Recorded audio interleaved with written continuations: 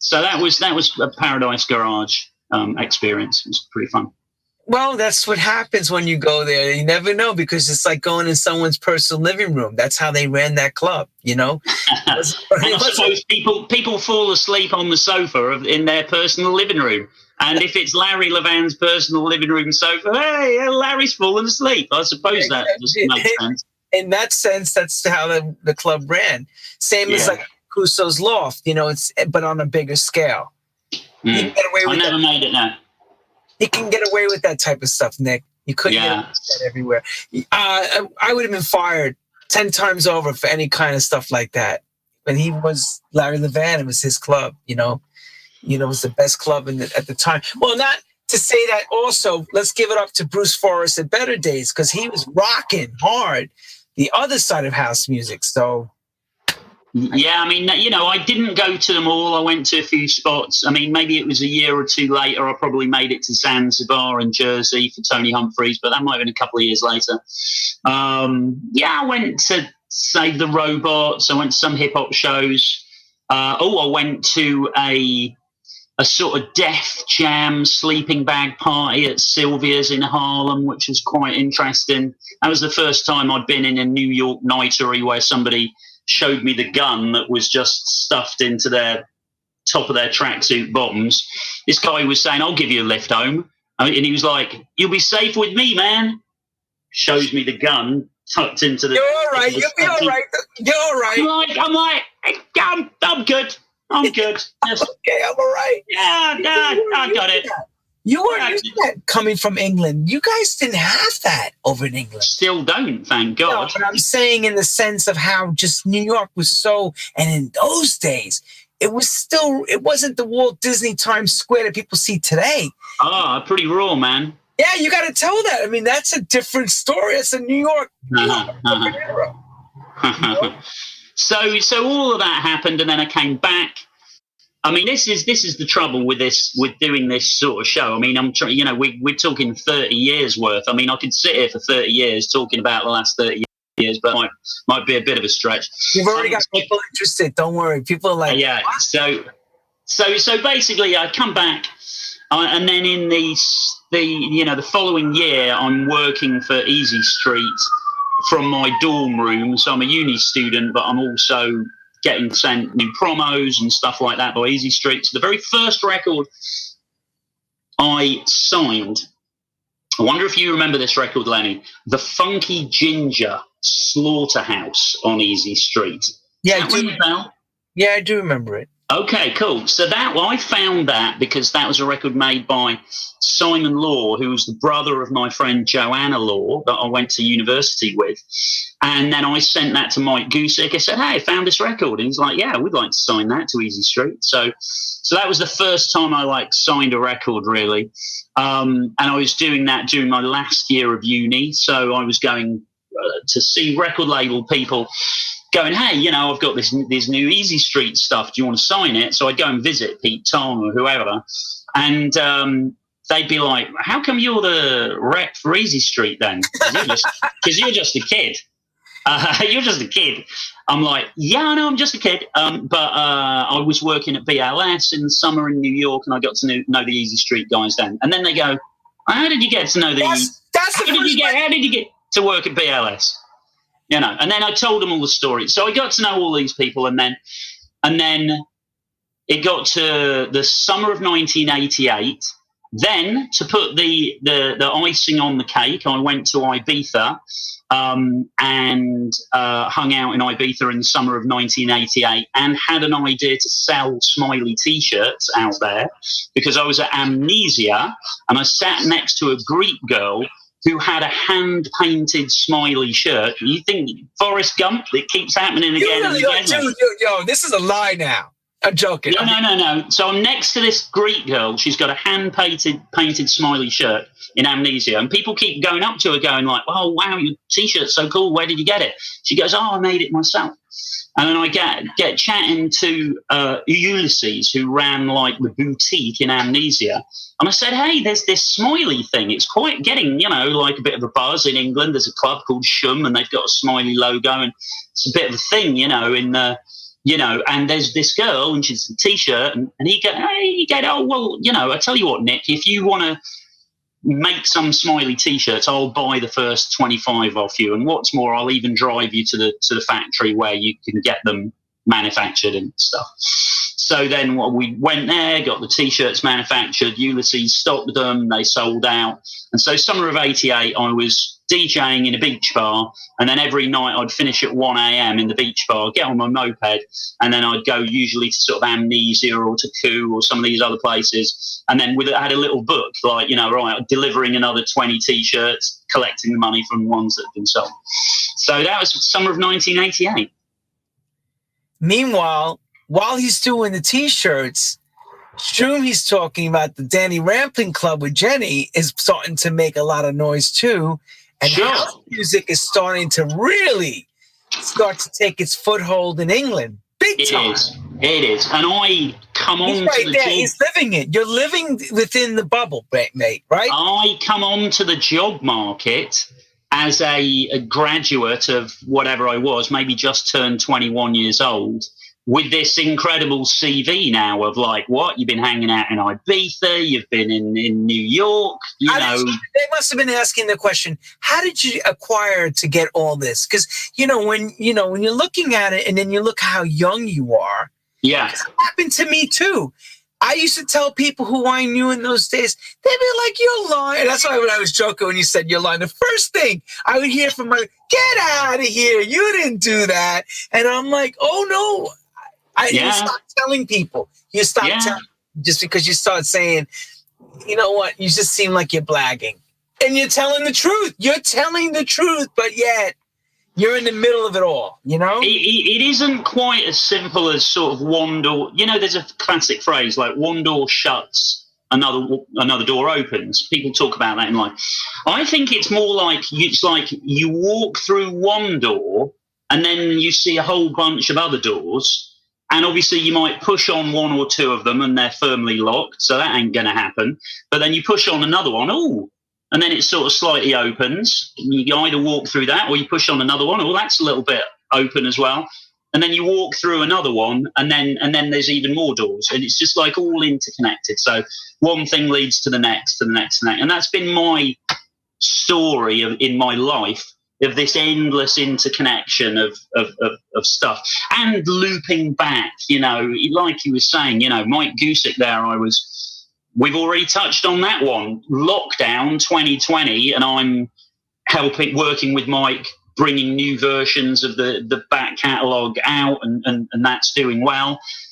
Just reconnecting with somebody that gave me a break in 1987. But what better than him? Because he's a lawyer. Besides being an owner of a record label, how great. And I have to give him a lot of credit. He helped teach us.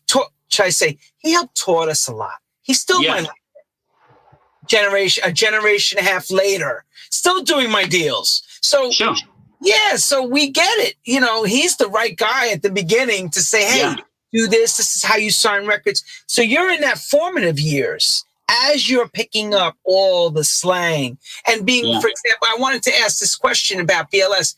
Did you realize at that time how cutting edge BLS was with the sound of the street, with the house music of Marley Marl was doing the lunch mix? That's right. And he was playing a lot of records that only you heard at, say, like The Garage or Better Days. Were you realizing all that with Timmy Regisford and Merlin Bob on Friday and Saturday nights doing their shows, how cutting edge the house music scene was in New York because of that? Well, I think I knew that I was in the right place at the right time. I definitely knew that. I was, like these records were coming in. I'm like, oh, a white label of that. Oh, that's good, and I was, when Marley, I'd pick up all the records and tidy them up after Marley had done that lunchtime mix, or write down the log of what they were and all that. So, I knew I was in the right place at the right time. And I knew that when I was in Ibiza in the summer of 88, I was in the right place at the right time as well.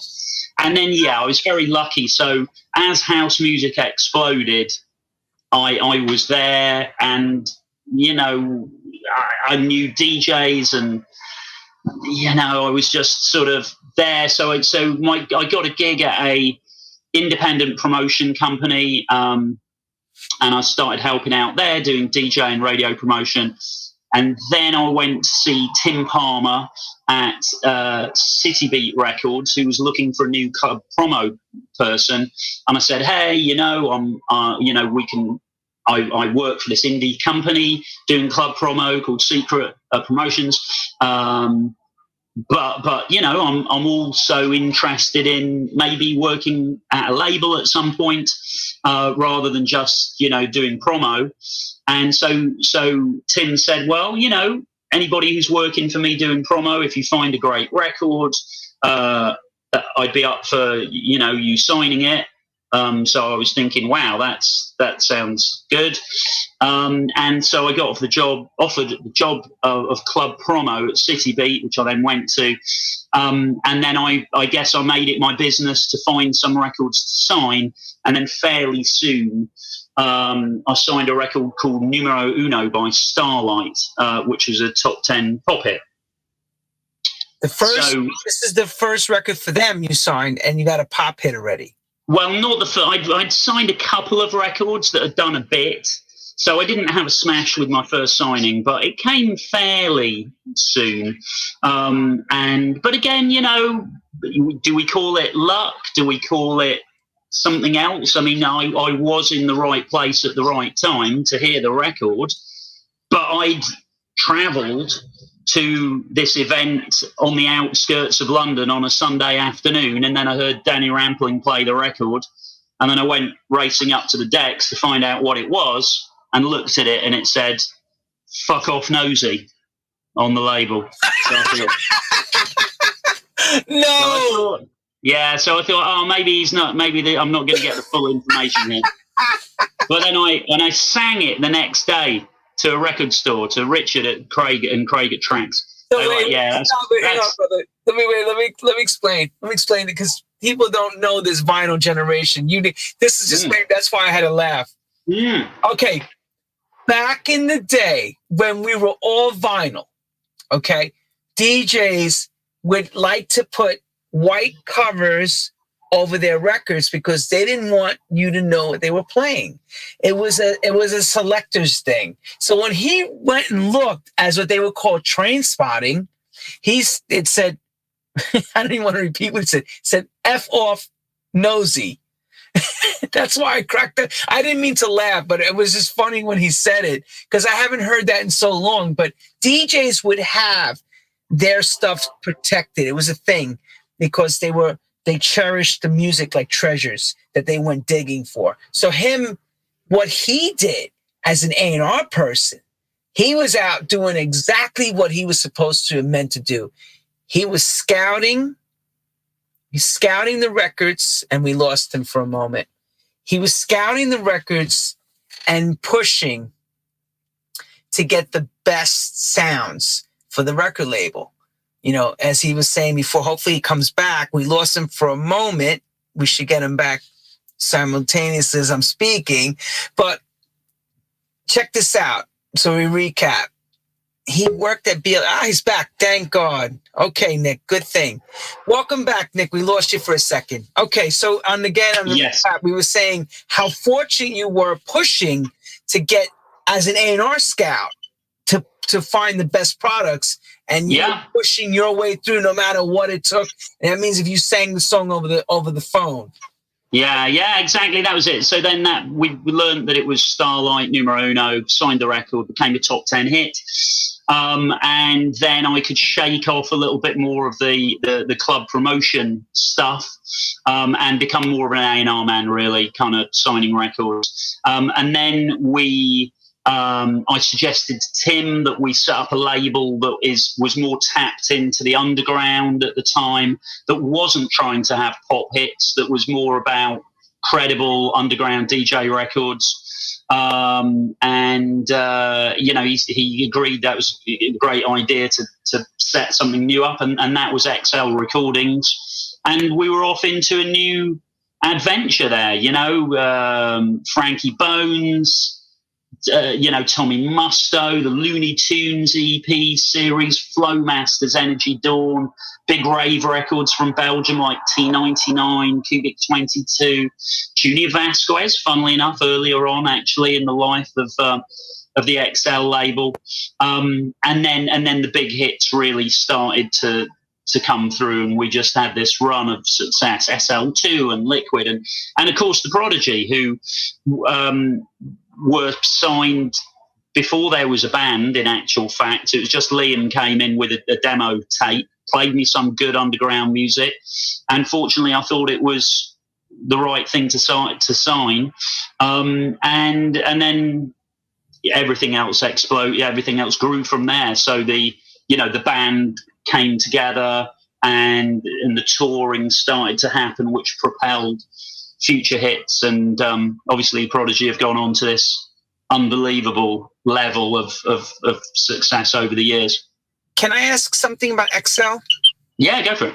When you sat down, you were in the middle of City Beat, making the transition and having these hits and all that, and you founding XL Recordings, what was because a lot of the records you mentioned in the beginning were New Groove records. Were these were these records hitting heavy in England and you went to go and grab them, or were you just on it before these records popped? I would say on it before they popped, really, because I think that if you'd waited for something to get really big, then we wouldn't have been able to sign it, because we were an indie. We weren't an FFRR with a checkbook to spend. I mean, a good example, before XL Recordings happened, I actually thought that I'd signed French Kiss for about, well, it was a bit longer than 5 minutes, maybe for a few days I thought I'd signed French Kiss by Little Louie. But that was an example. I'd called up, I'd heard the record in a club. I'd gone, what on earth is this record? This is insane. Justin Berkman had played it at Heaven. And then I called up the number on the label, and he goes, "Hi, this is Louis." So I was like, literally through to Little Louis on the, "Oh, I'm interested in signing your record." And he goes, "Okay, cool." And I go, "Yeah, so would $2,000 or something like that be appropriate?" "Yeah, sounds fine to me, man. Just speak to my lawyer and wrap it up. That's cool." "Oh, cool. All right, great." Finish the conversation. I'm like, is it as easy as that? Have I just signed this record? But then, about 3 weeks later, the lawyer says, "We've got significant interest from lots of parties, and we're looking at offers £20,000 and above, And that was where we were out of the game. So we needed to get in early. In that case, we couldn't do it. But yeah, we were getting in there early, and we was grabbing those records and saying, "Hey, we believe in them. We want to pay you a couple of $1,000. Let's have a go." Right, and then hopes, and if it would have been on XL, it would have been a massive hit, as well as it did on Epic and Sony. Well, Epic and Sony weren't so much in the game at that point for even signing these things. I mean, this is one thing about the Prodigy. At the point that I signed the Prodigy, an Epic, a Sony, big labels of the day wouldn't have offered. It's because there wasn't enough there. There was no live thing. There's just a bunch of underground breakbeaty tracks, really. No major would have gone near it. So, again, that would happen further down the line. We needed to see the big hits happen for the majors to start to go, "Oh, this is what we want to be looking at." So, yeah. So how do you, so then, you're looking at it's basically what we call a track act. Okay. So you're picking up a track act with no real singer, what did we do here? You're going to grab a record and you're going to take them on a tour. Because I know like Tommy went over and Lenny D went over, and they were some of the beginnings of the techno, the beginning of the techno scene in a sense. And even Ralphie D, I remember, went over to play as well in the beginning, in the late 80s into the 90s, before the Soulful House thing even broke out. How did you support that? Did you guys also do the touring part too, the club wise, or you just did the release and worked it to your best to the pop chart. Was that it? Or did you actually extend it further than that on your... You're hearing a little bit of echo in the back. Oh, no, that's gone now. That's okay. We had good relationships with people like Tim Taylor, people who were agents. But what was happening was the club scene was growing, the rave scene was growing, so good agents were able to slide these guys in. We weren't really promoting shows generally ourselves, and we weren't saying we'll be your booking agent. We were saying we'll be your record label, but we'll help you in these other areas. And that's what we did. So we just slid them into the right, things at the right time and the right agent. And this thing just kept growing, So if you've got, I forget what the phrase is, they say something like, like all boats rise on, if the tide rises, all boats go up or something. Basically when it comes to music, I think, if your music you were putting out was average, if the general scene was going up, you could still find that you put out an average 12-inch, sell 1,000 copies, and then put another average one out and find that you've sold 1,600 of the next one. But they're both average records, but you've grown because the scene is growing. Now, that's if you're doing something average. But now think if you're putting out great records and then another really great one, then vroom, and that's what we experienced at XL as we saw records charting first at 15 and 14 in the national chart, and then our records were at number 3 and 2 and 1. The difference of this is now today everybody goes by this thing called algorithms. Yeah. Or the first time around in the golden era of this whole dance music thing, you went on gut instinct. You had to have gut instinct to make a big decision to pick up a record. You didn't have any other way to go on. Couldn't look at any analytics. There was no analytics back then. Well, I you know what? There was a different type of analytics. So if it was in on import, and Eastern Bloc in Manchester had sold 25 copies in one day, and City Sounds had done 35 copies in one day, that was your analytics. It's like, okay, that sounds like it's possibly a hot one. But nothing like what we get today, where we sit at home and tap, tap, tap, and there's graphs and, no.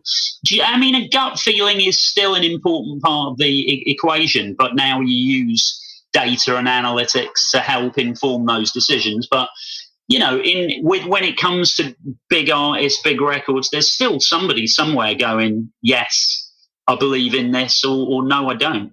I agree. That Clive Davis mentality where they say, F everything what's around you, I go on gut instinct and I know this works. And sometimes it will, sometimes it won't. Nobody gets it right all the time. So the thing about your gut instinct, you have to you go with it, and then you go, that didn't work. Well, okay, well, maybe the next time it will. And then the next time it does work, and then you're like, okay, and this is the nature of it. Don't expect gut instinct to work all the time. But as long as it is working, hopefully gut instinct, if it's generally working more than it's failing, so to speak, then you've obviously got something going on that's worthwhile. Fair enough. So XL brings you a lot of success. There's success, there's pop hits and all of that.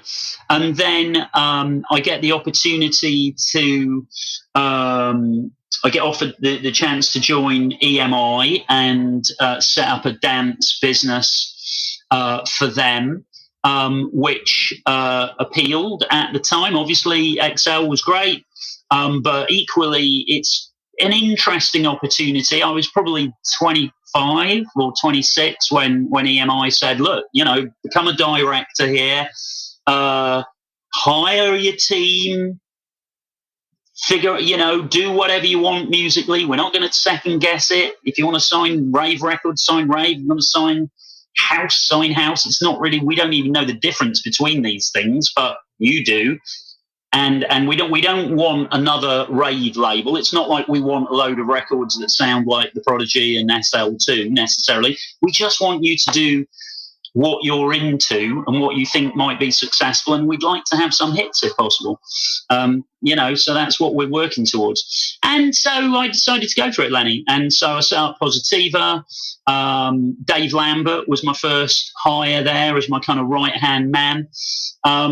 And really, in terms of Positiva, we started it off similar style to how XL started. We didn't go, right, what is the record that stands the biggest chance of smashing it at daytime radio from the off. We actually signed some cool records. There was Critical on 8-Ball, Wall of Sound, and De Niro by Disco Evangelists, and some cool records that weren't particularly pop hits. And then a big pop hit juggernaut came along, but it actually didn't feel like a big pop hit juggernaut when we signed it, which was Reel to Reel, I Like to Move It. Now, it went on to be an enormous smash, but one of my little party pieces when I speak to university students or people in the music industry is I talk about this record, and I asked them how much competition was there and how much did it cost to sign. And it can be surprised, it's a surprising thing that there was no competition to sign that record. Positiva was the only label that offered on Reel to Reel, I Like to Move It. So it was a cheap signing. Yeah, nobody touched that record. I remember when it came out. It came out, and next thing we knew, you guys signed it. What happens right after that when you signed it? It blew up. Can you believe that? So everybody was kind of like sitting on the fence, and basically the strengths of that record were also its weaknesses. So you could say, oh, it's got this rough patois ragga vocal. That's a weakness. That's not going to go on daytime Radio 1. But it was also infectiously unique. And, the beats on the record, people were saying, yeah, well, that's not a house record, so it doesn't fit in DJ's house sets. That's got some weird beat to it. It doesn't fit in. What sets does it fit in? I don't know that it fits in any. But in the end, it sort of ended up fitting into all. So you have you have strengths and weaknesses wrapped up in the same thing, and basically people started to realise actually this is a really hooky, infectious, big dance floor record, and it just exploded. Would you imagine that X amount of years later, or should I say decades later, it becomes part of that movie, the soundtrack? Yeah. I mean, it's something that you saw as, hey, it's pretty cool. Let me sign it. I don't know where it fits, but we'll have a go. It needed Dave Lambert to elbow me in the ribs a couple of times and say, go on, Nick. No, I think there's something in it. And he did that. And then I came to the conclusion myself after a few prods in the ribs. Yeah, you're right. There is something in it. It just could. So let's have a go. So, yeah. And then records take on lives of their own, don't they, really? And like you've mentioned the film thing, and there's other records I find that I'll play to this day. Buckethead's The Bomb, for example. And yeah, that's been a Clubland constant for decades, as of course is Chicago Street Player that it sounds. Here's a question about something like that. You guys get that record, okay, and there's a sample in it, or you didn't know. I don't know if you knew if it was a sample at the time. Good. What's some of the politics and the dealings now? You signed this record to EMI. What's the pecking for you now to deal with? Well, in the case of that, we did need to deal with a massive sample. And at one point, it looked like the record wasn't going to come out, which was a little bit uncomfortable because it was a massive record at that point. But yeah, we managed to get over that bump, get the sample cleared, and it smashed. In actual fact, the vinyl came out later than the CD and the cassette, which is very unusual in those days because everybody felt that you needed the vinyl first to give you that kick. But I seem to recall that the vinyl came later, partly due to a bunch of craziness that was flying around at the time. And in the end, that we charted high, and then along came the vinyl, and that secured us in the chart. It was all fine. But yeah, we've definitely had multiple cases where we've signed records, or I've signed records, and there's a sample in there that needs to be cleared, and sometimes it's very stressful getting that happening. Yeah, especially in those days, because it was like the Wild West. People didn't know what was going on. It's not like today where you have a copyright claim. It was like all of a sudden the record's huge, and then you're getting a cease and desist. Sure. So, yeah. For an A&R man, I mean, that's like a what now? You're like, you're going to go to the chart with this. Not a DJ specialty chart, but we're talking pop chart. Oh, with lots of stressy moments at Positiva. I mean, there's one record by Perpetual Motion, and I knew that the sample wasn't cleared, but it had a life of its own. And I remember saying to the radio plugger, let's just, can we take this one slowly, like a very slow C list for a couple of weeks? Because I'm thinking, gotta get this sample cleared. Went on the C list. Everybody at EMI was like, woohoo, we're on the C list, and I'm thinking, yeah, but and I'm trying to get the thing cleared. Next week, it goes up to the bloody B. I'm thinking, oh, Lord. Oh, God, I didn't want to hear that. Meanwhile, everybody in the corridor, and they're popping the confetti. Yes, hey, we're on the B list. Yes. And Yes. I'm thinking, Jesus Christ, I hope we can get this all sorted out all right.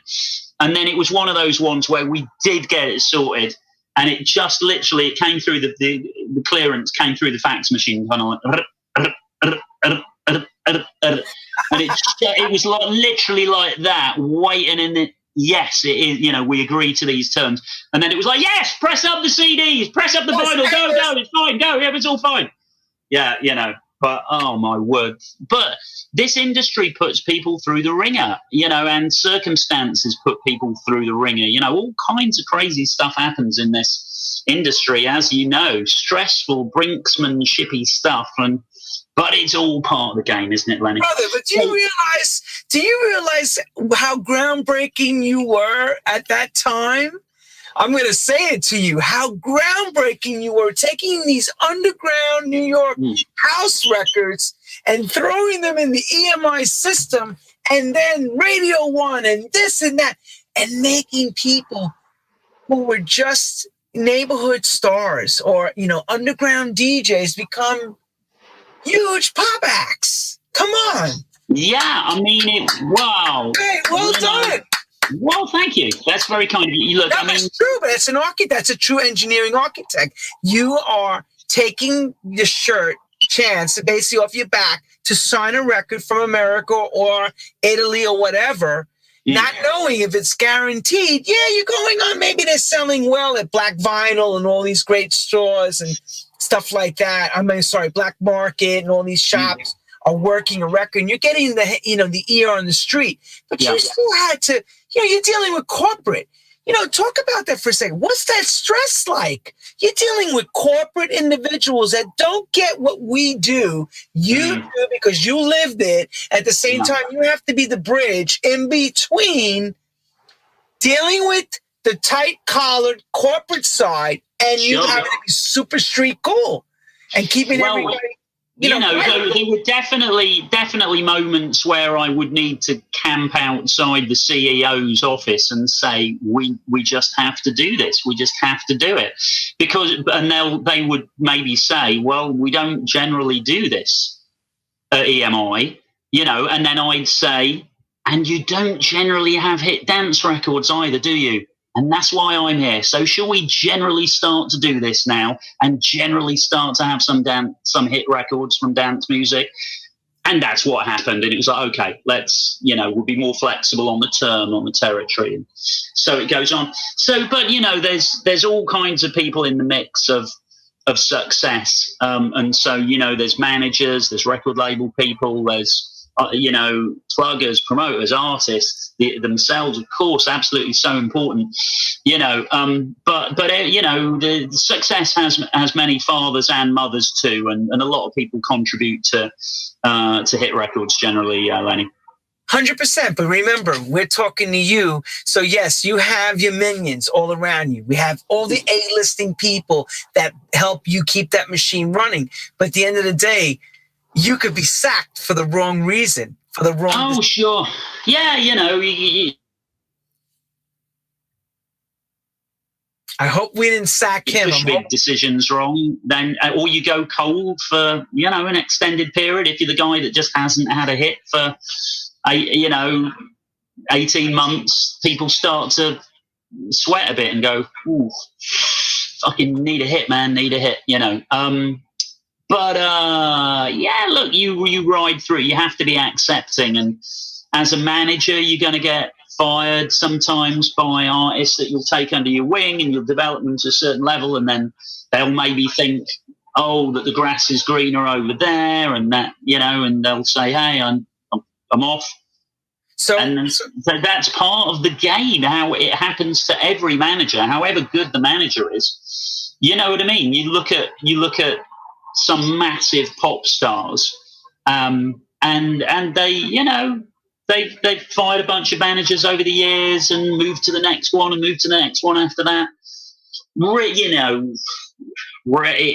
Rarely is the fault if they're not having success at the level that they want. It usually isn't the case that the management are messing it up. Often it's like, well, maybe your last album just wasn't that good, or things have changed, and the market's changed, and sometimes artists will find it difficult to look themselves in the mirror and go, maybe my next record just needs to be better.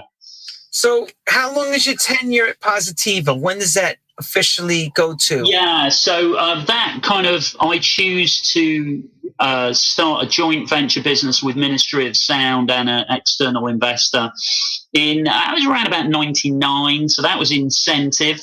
So more entrepreneurial, some less of the corporate frustrations, of which there were a few. And then, kind of hit the ground really running with incentive as a label. Had 3 top 10s pop hits out of our first 4 singles that we put out, which is pretty unbelievable. Joey Negro Must Be the Music was one of those. There's a great house record. And it was like Mario Pugh Communication and Highgate Pitching, Judge Jules, all that.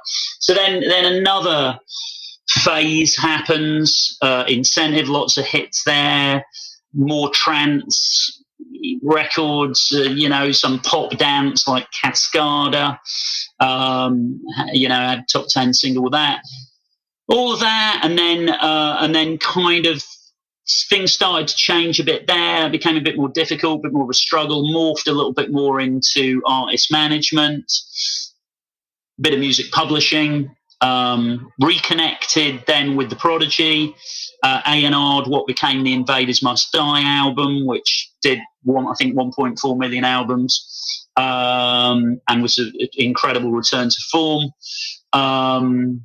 And then, where does that take us up to? I mean, by about 2009, 10, I was kind of really then deep in the dubstep area. So I was managing Casper, who's one of the leading DJ producers in that area. So, I mean, that was a hell of a thing to be part of. There's so many gigs. It was insane, Lenny. When dubstep was at its height, literally it would be, on this Saturday in 3 months' time, do you want to be in Bucharest, Liverpool, Toronto, Cape Town, or Blackpool? Just like wherever you are, we're there, right? We're going to be there.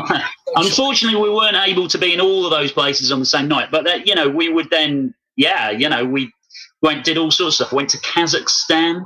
Lenny, can you believe that? Casper, you can believe it, can't you? Wait. Where Barat lived? Yeah. Not many DJs flew to Almaty and Kazakhstan. No, I've never played. I played in parts of Russia that a lot of DJs haven't played, but not Kazakhstan. Yeah. So that was interesting. That's as dubstep exploded. So I did all of that, and then, and then I suppose really in more recent years, I've been more of an artist manager, whether it's been working with Liam Howlett and The Prodigy, or Rene LeVice, Radio 1 drum and bass DJ, DJ Fresh, Stanton Warriors, Bad Company UK, Dawley. You know, there's a whole bunch of people that I've managed, or continue to manage some of those. And then really that all probably sort of brings us up to the current day, where I have this sort of portfolio of stuff I do, where I'm certainly very much still an artist manager. But I'm also a publisher. I have a joint venture business with Centric, and I also act as a consultant to Centric, who are a dynamic, strong, independent music publisher. Can I slow you down 1 second? Yeah. People have been asking where they can, I saw in the chat, they asked where they can send music. Are you still A&Ring? Are you still looking for music, being a publisher Centric and all that? Yes. Yes, I am. No, I'm always looking for interesting stuff that across the publishing side. I'm interested in potential management opportunities. Really, the easiest thing is for people to hit me up on my socials. So maybe like just follow me on Insta. It's just Nick Halkes, or Facebook, and reach out over the socials in the first instance. And then I'll tell people like, hey, do this, do that, do the other, based on what it is. Still am looking, still interested and excited to hear new music and discover new artists. So there's the artist management thing, Lenny. Then there's the music publishing thing, the joint venture business, and consultancy for Centric. And then something that I started doing during lockdown is one-to-one artist consultancy. So I do that now. So instead of it being a bit all or nothing, where either I'm managing an artist and just working on a percentage of what happens in the fullness of time, this is more like a hybrid thing where I bring management input but then charge on an hourly basis like a music industry lawyer would. So somebody will go like, hey, I've got these songs, do you know the labels that could be good? Do you have ideas for collabs? And then I'll give the level of support that I would if I was a management style. If you thought about this, thought about that, thought about the other. So there's a one-to-one consultancy thing going on. So that's something to mention. And equally, if people are interested in that, they can hit me up. I've got a couple of other things. We talked about Reach Up, Lenny. About the DJing side. Reach Up. Well, I love it. I love that. And Reach Up Disco Wonderland is something that I run with my best friend Andy Smith. Scroll back to us both with the two hi-fis and no mixer. Couple of kids, 12 years old, 13 years old. And it's Andy that I run Reach Up Disco Wonderland with today. So we'll be out DJing at a festival. This year we did Camp Festival and we did Love Hangover, and we've got quite a lot of shows happening at the moment. And what is more beautiful than being with your best buddy out playing music that you love? You've got that unbelievable chemistry anyway because you're best friends. So he instinctively will know where I might go next in the set, and I instinctively know what he might do, and it's just so fluid. We can just, one of us can ease back for a bit. You take care of it for a while. I'm going to get some drinks. I'm going to be chatting to these people. Yeah, that's cool. And then come back in. All so.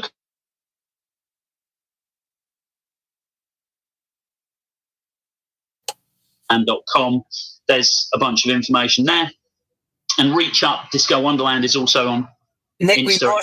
your film froze and your audio froze when you were saying .com. Go back a little bit and put that up. So reachupdiscowonderland.com and also Reach Up Disco Wonderland on Insta and Facebook.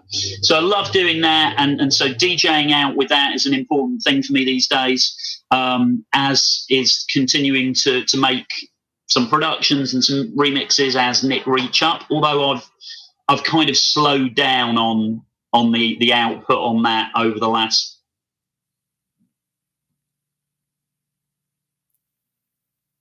I think we may have lost him momentarily. What a great interview, everybody. Nick is a some people shoot blanks. This man shoots gold and platinum. His decisions may have not been exactly the way we like to say. We lost you for a moment, Nick. But he's made the right decisions at the right moments to get things accomplished. And his track record speaks for itself. And welcome back, Nick. I was just telling everybody that some people shoot blanks. You shoot gold and platinum, man.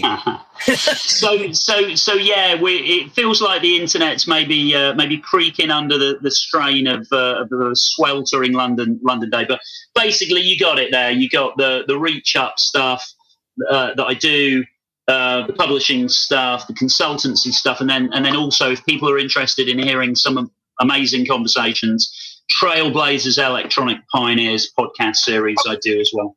Moosey and I mentioned last week to Moosey you were coming on. He said, what the right person to explain a little bit about industry, and you have rose to this occasion very well. But cool. Let me ask a question for a young and up-and-coming guy. If you're looking as a manager or A&R person, what are you looking at as far as them? Yeah. Music speaking, social media-wise, give someone an insight to, a bird's eye view of what someone like you would be looking for. Number one, talent. I still believe in the importance of actual talent. So I want that person to be skilled in their sector.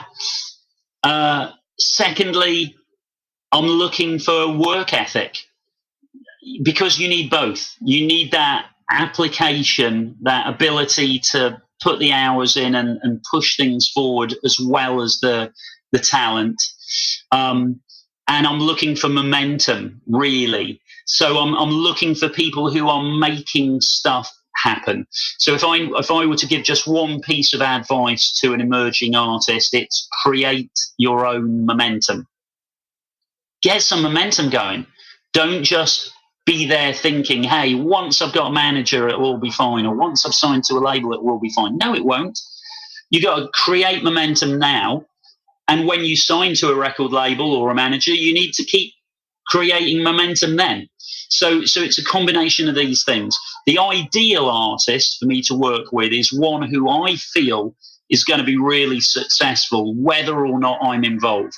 So I want to work with people who I think, wow, that person's really going places, whether I'm involved or not. So basically, you want more like a guide, more like you're managing to keep them in the right lanes, but they have to have the pieces right, the talent, the social media. They got to be go-getters, pushing hard to be in that, to strive to be the best at what they can be, correct? Correct, generally. I mean, it would be a sad world if I said I'm not going to sign you because your socials aren't good enough. I mean, if somebody's got blazing talent, blistering ambition, and they have created momentum in some way, then I'm interested. So they might not have the socials firing, but they might say, hey, so I had these ideas, so I got this string quartet from university to play it all. And then I found this dude from South Africa, and he did this to it. And then I called up Diplo, and Diplo did such and such. Now that's fine. Even if you've got no socials, if I'm hearing that, I'm thinking you're creating momentum. You're making shit happen.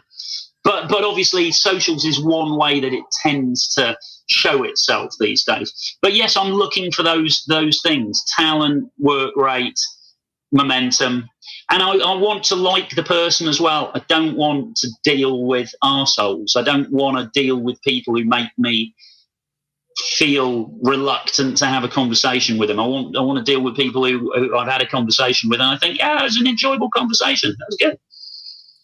Because life's a bit short to be surrounded by people that are not good people. You want to be surrounded with people that are that you can learn from. You try to, Nick, and I know this happened to you. At first, everyone plays nice in the sandbox, But like anything in life, you date or you work with someone in a business, it takes time to get to know these people. It's hard to make that decision day one. You see them as a great, artist or whatever, but until you're with them for a while, you sometimes don't see the true colors. Oh, that's absolutely. You can't know. So sometimes you just roll the dice. You go, I hope this is a cool person. And then you find out 3 months, 6 months, 9 months, 12 months, 4 years later, you just see, and people can change and all the rest of it. But yeah, I want to be enthused, and people need an enthusiastic team. They need their agent and their label and their publisher to be enthused about them and able to add value and go, hey, this is good stuff, and that hopes, and that moves things forward. So I'm looking to be excited in music, and one of the reasons a conversation like this is good is because just maybe there might be somebody watching this who goes, okay, I'll send Nick some stuff. Maybe there's something interesting there, and maybe that could be a whole change of path. And suddenly it's like, whoa, okay, this is amazing. And that's happened to all of us. Boom! It's like, whoa, where did this come from? And then absolutely, we have to investigate. Absolutely. So there you go, bro. That's the overview. That's what's made you the detective you are, because A&Ring, management, publishing, DJing is the same job. You play this detective. You're always searching for that next big thing, or that next music, or the next big gig, or the next whatever. But you're always on the hunt. Well, like yourself, you're one of these people too. Like, we've realised as the years have gone by that it's not just about like one big power move and then let's just chill for 6 months and then maybe we can execute another power move 6 months later. It's more about every day, nudge, tap, slide, hustle. I wonder if you might be. Have you thought about this? Hey, just touching base. Maybe you might be interested in, can you check this out? All of this little stuff, little seeds, bam, bam, bam, bam, bam, bam, bam, bam, bam, bam.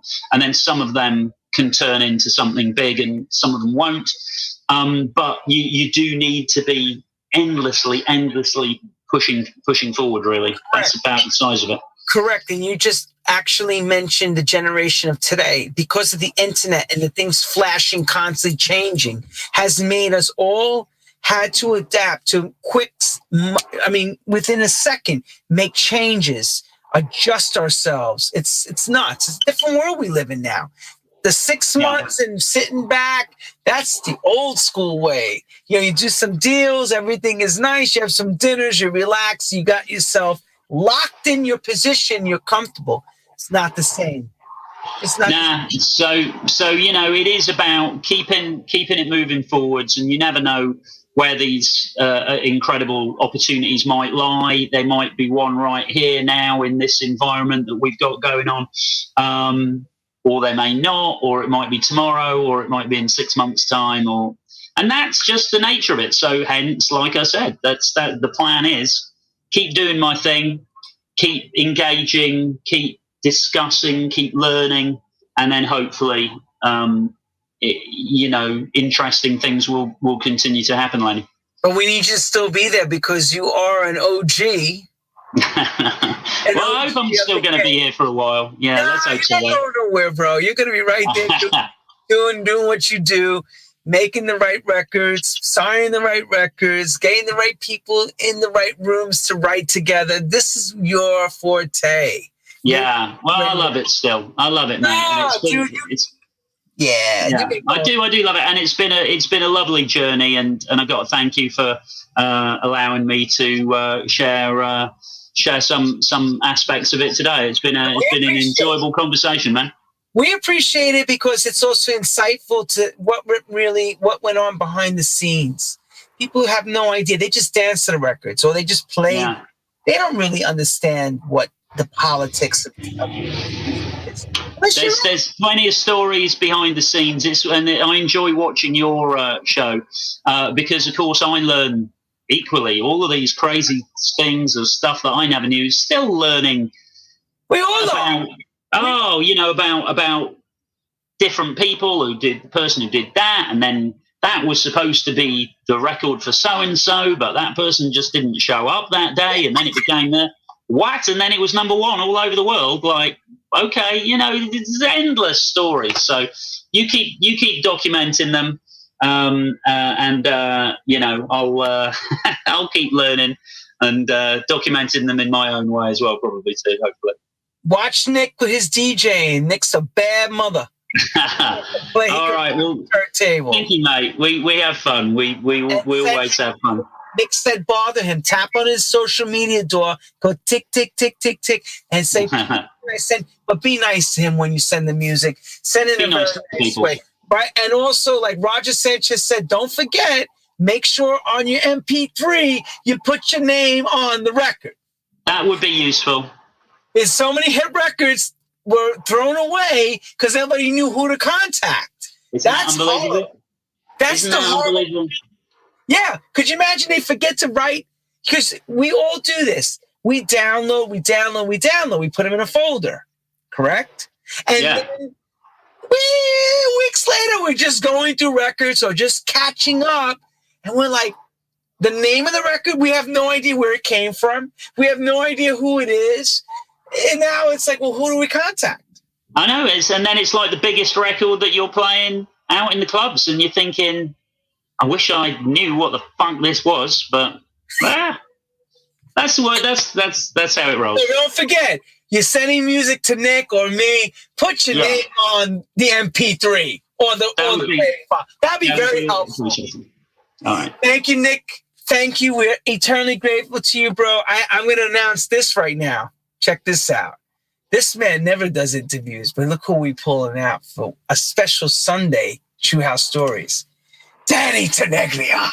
Danny Tenaglia is coming on True House Stories this Sunday, September 12th. Danny Tenaglia will rock us. You know his story's huge too.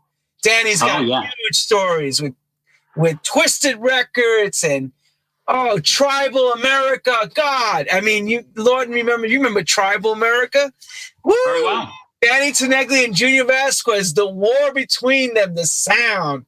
Music is the answer. All those great records. Danny will be here Sunday to say it all. He's going to give us the insight from disco to techno and beyond.